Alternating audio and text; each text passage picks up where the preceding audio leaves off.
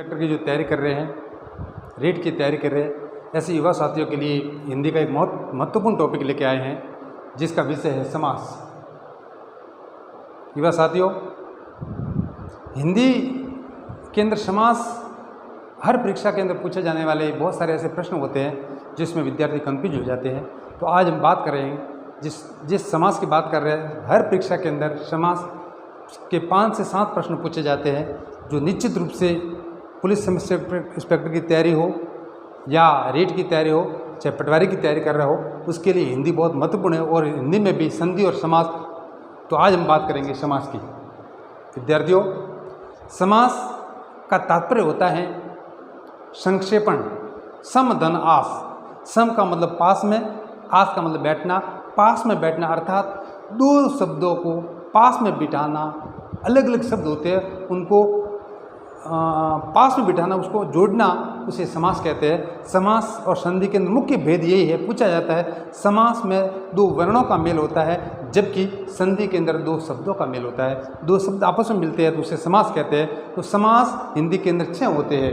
पहला है अविभाज्य समास, द्वंद्व समास, तत्पुरुष समास, द्विगु समास, कर्मधारय समास और बहुब्रीहि समास। परीक्षा में पूछा जाता है हिंदी के अंदर समास के कितने भेद होते हैं, तो 6 भेद होते हैं। पहला है अव्ययीभाव समास, जिसका नाम से अपन मालूम पड़ता है अव्ययीभाव। अव्यय, अव्यय मतलब जिसका व्यय नहीं होता हो, अर्थात ऐसे शब्द जिनका रूप, लिंग, आकार, काल किसी प्रकार कोई परिवर्तन नहीं होता है, वो अव्यय कहलाते हैं। तो ऐसे बहुत सारे ऐसे शब्द होते हैं जिनका रूप और लिंग नहीं बदलता है, वचन काल बिल्कुल कोई बदलता नहीं है। ऐसे शब्दों के आधार पर जो समास बनता है वो अविभाज्य समास कहते हैं। ऐसे बहुत सारे शब्द होते हैं जैसे यथा, नि, प्रति और आ। ऐसे बहुत सारे शब्द होते हैं जैसे यथाशक्ति, यथाक्रम, यथाविधि, यथामति। तो उसमें पहला शब्द होता है वो अव्यय होता है जिसका रूप बदलता नहीं है। यथा हमेशा वैसा ही रहेगा, किसी के साथ जुड़े। उसी प्रकार निडर, निधड़क, उसी प्रकार प्रतिदिन, प्रतिपल, प्रतिक्षण, ये ऐसे उदाहरण हैं वो अविभाज्य समास के उदाहरण हैं। जैसे आजीवन, आजन्म, उसी प्रकार ये बहुत सारे ऐसे उदाहरण हैं। ऐसे उदाहरणों वाले जो समास है वो अविभाज्य समास है। अब इसकी पहचान के रूप में देखो, प्रश्न पूछा जाता है 3-4 ऑप्शन में से आपको कि अविभाज्य समास का कौन सा उदाहरण है, तो जिस शब्द के अंदर अवयव शब्द होगा, यथा हो सकता है, नि हो सकता है, प्रति हो सकता है, आ हो सकता है, ऐसे शब्दों से ऐसे शब्द इसमें जुड़ा हुआ वो अविभाज्य समास का उदाहरण है। मतलब ऐसे शब्दों का रूप बदलता नहीं है। तो पहला समास हो गया अविभाज्य समास, जिसका रूप बदलता नहीं है, ऐसे समास को अविभाज्य समास कहते हैं। दूसरा समास है द्वंद्व समास। द्वंद्व में देखो, इसका मेल करने से द्वंद्व, जिस समास के दोनों पद प्रधान होते हैं और बीच में और का लोप होता है।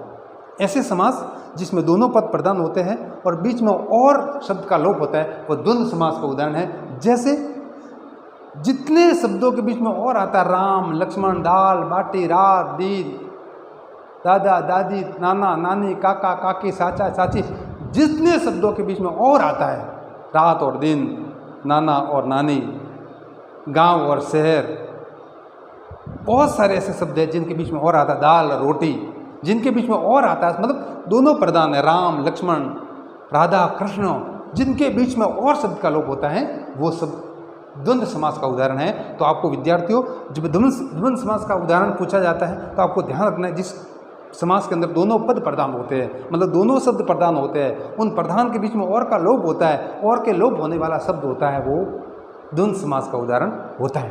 अब तीसरा है द्विगु समास। विद्यार्थियों, जिस समास के अंदर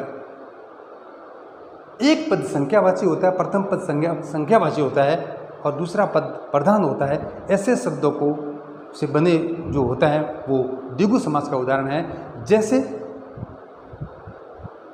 चतुर्वेद, 4 वेदों का समूह। जैसे द्विगु शब्द में 2 गायों का समूह। जैसे एकांकी, 1 अंक वाली, ऐसे बहुत सारे शब्द होते हैं जो द्विगु समास मतलब उसमें पहला पद संख्यावाची होता है। द्विगु का मतलब जिसमें पहला पद संख्यावाची, आपको देखते ही मालूम पड़ जाएगा।